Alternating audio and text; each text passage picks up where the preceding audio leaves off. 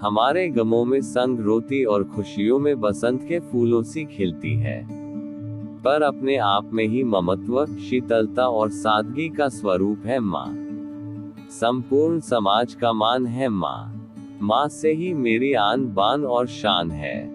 वो कहते हैं न, माँ शब्द अपने आप में परिपूर्ण है। दुनिया में हम चाहे कितने भी रिश्ते से क्यों न बंधे हुए हैं, लेकिन माँ के हमारा जीवन अधूरा होता है। हर रिश्ते को आपसे कुछ पाने की आस रहता है, लेकिन माँ का पुत्र के बीच एक ऐसा रिश्ता है जो एक माँ अपने संतान को जीवन पर्यंत सिर्फ देना जानती है। माँ भूखी सो सकती है, लेकिन कभी भी अपने संतान को भूखे पेट सोना सपने में भी नहीं देखना चाहती है। माँ तो हर वक्त अपने संतान के कल्याण की बात सोचती है कि किस प्रकार उसकी संतान आगे बढ़े और जग में नाम करे। एक दिन थॉमस अल्वा एडिसन स्कूल से अपने घर आया और स्कूल से मिले हुए पेपर को अपनी माँ से देते हुए बोला कि माँ, मेरे शिक्षक ने मुझे यह पत्र दिया है और कहा है कि इसे केवल अपनी माँ को ही देना। बताओ माँ, आखिर इसमें ऐसा क्या लिखा है? मुझे जानने की बड़ी उत्सुकता है।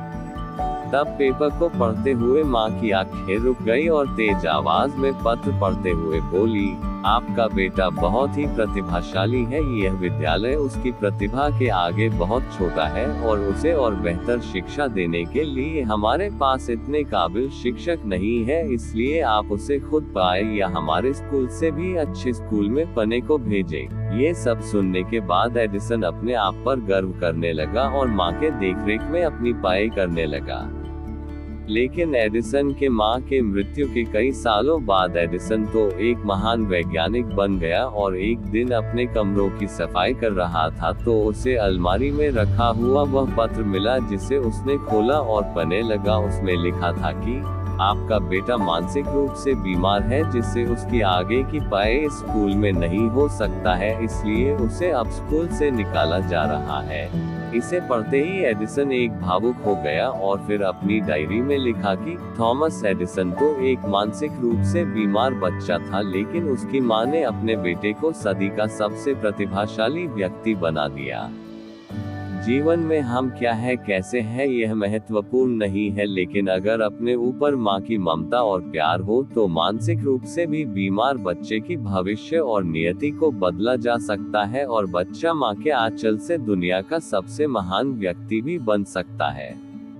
राह चलते एक आदमी फूलों की दुकान को देखते हुए अपनी गाड़ी को रोका और दुकानदार के पास गया और अपनी माँ के लिए फूल भेजने के लिए कुरियर भेजने का निवेदन किया। इतने में एक छोटी बच्ची वहां आई और उस आदमी से बोली, अंकल, मैं अपनी माँ के लिए लाल गुलाब खरीदना चाहती हूँ, लेकिन मेरे पास 2 रुपए कम पड़ रहे हैं, इसलिए अगर मेरी 2 रुपए की मदद कर दे तो मैं इन फूलों को खरीद सकती हूँ। यह सुनकर वह व्यक्ति मुस्कुराया और बोला, ठीक है, तुम खरीद लो, 2 रुपए मैं दे देता हूँ। फिर जैसे ही वह व्यक्ति फूलों का ऑर्डर देने के पश्चात वहां से जाने लगा तो लड़की बोली, आप आगे जा रहे हैं तो मुझे भी आप अपने गाड़ी से मेरे पास के छोड़ देना। तो व्यक्ति उस लड़की को अपनी गाड़ी में बिठा लिया और कुछ देर चलने के बाद वह लड़की एक कब्रिस्तान के पास रुकी और बोली, मेरी माँ यही रहती है। इसके बाद वह लड़की कब्रिस्तान में जाने लगी तो उत्सुकतावश वह व्यक्ति भी उस लड़की के पीछे पीछे चल दिया तो देखा कि एक कब्र पर वह लड़की फूलों को सजा रही है और फिर कब्र से लिपट गई, जिसे देखकर उस व्यक्ति की आंखें खुल गई। वह अब समझ चुका था कि अपनों के खोने का क्या गम होता है और वह व्यक्ति तुरंत वहां से वापस फूलों की दुकान पर गया और अपना कुरियर का ऑर्डर निरस्त करके खुद फूलों का गुलदस्ता लेते हुए अपने हाथों से माँ को देने के लिए निकल पड़ा। हमारा जीवन छोटा है, अब जिन्हें चाहते हैं जो कोई भी आपका हो उनके साथ अधिक से अधिक समय व्यतीत करें, क्योंकि सबको अपनों के प्यार की जरूरत पड़ती है और ऐसा करने में हम देरी करते हैं तो क्या पता कब हम अपनों से दूर हो जाएं और फिर अपनों का प्यार पाना नामुमकिन हो जाए। इसलिए जीवन के प्रत्येक क्षण में जीवन का आनंद ले, क्योंकि आपके परिवार से बका कुछ भी महत्वपूर्ण नहीं है। एक व्यक्ति जो कि अपने जीवन में काफी सफल हो चुका था और एक दिन अपनी माँ के पास गया और बोला, माँ, आज कुछ भी मेरे पास है, मैं जिस सफलता के बुलंदियों को पा चुका हूँ वो सब आपके प्यार और ममता की ही देन है, इसलिए माँ मैं चाहता हूँ आपने जो प्यार दिया है मैं उसका ऋण चुकता करना चाहता हूँ।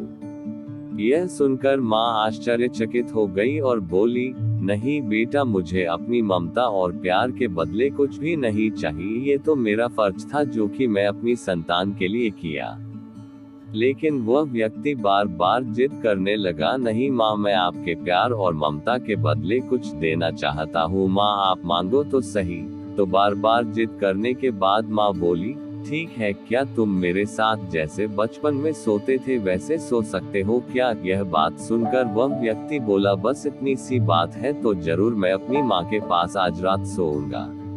और जैसे ही रात में वह व्यक्ति अपने पास के सो गया, माँ उठकर एक मग पानी ले आती है, जहाँ अपने सोई थी उस तरफ से पानी डाल देती है, जिससे धीरे धीरे वह पानी उस व्यक्ति की तरफ भी चला गया और फिर नमी से वह व्यक्ति परेशानी महसूस करने लगा और दूसरी तरफ खिसक गया। तो फिर माँ ने और पानी डाल दिया, जिससे उधर भी नमी महसूस हुआ, तो वह तुरंत उठ गया और अपनी माँ के हाथ में मग देखकर गुस्से से बोला, आप क्या कर रही हो माँ? मुझे सोने क्यों नहीं देती हो? आप मुझे गीली बिस्तर पर भला कैसे सुला सकती हो? तो वह माँ बोली, बेटा, जब तुम बचपन में मेरे साथ सोते थे तो ऐसे ही तुम भी बिस्तर गीली कर देते थे और फिर मैं दूसरी तरफ तुम्हें करके खुद गीली स्थान पर सो जाती थी। तुम तो मेरे प्यार और ममता का कर्ज चुकाना चाहते हो जो मैंने तुम्हारे लिए किया था। क्या तुम मेरे लिए थोड़ा सा भी केवल एक रात के लिए गीले में सो नहीं सकते हो? यदि तुम ऐसा कर सकते हैं तो मैं समझ जाऊंगी कि तुमने मेरे ममता का कर्ज चुका दिया है। माँ की बातें सुनकर अब उस व्यक्ति की आंखें खुल गई थी। उसे अब समझ आ चुका था कि जो माँ अपने न जाने कितने रातों को मेरे खुशी के लिए ऐसे ही गुजार दिए हैं, भला उस माँ का कर्ज कैसे चुकता किया जा सकता है। अब वह किए पर शर्मिंदा था। इस दुनिया में चाहे कितने भी ऋण और कर्ज हो चुकाए जा सकते हैं, लेकिन माँ के प्यार और ममता के मोल को कभी भी नहीं चुकाया जा सकता है। यहाँ तक एक माँ अपने पुत्र को इस संसार में पाने के लिए सारे दुखों को भूल जाती है। एक संतान जो कि माँ के कलेजे का टुकड़ा ही होता है, जिसे चाहकर भी माँ अपने संतान को कभी भी अपने से अलग होते हुए नहीं देखना चाहती है।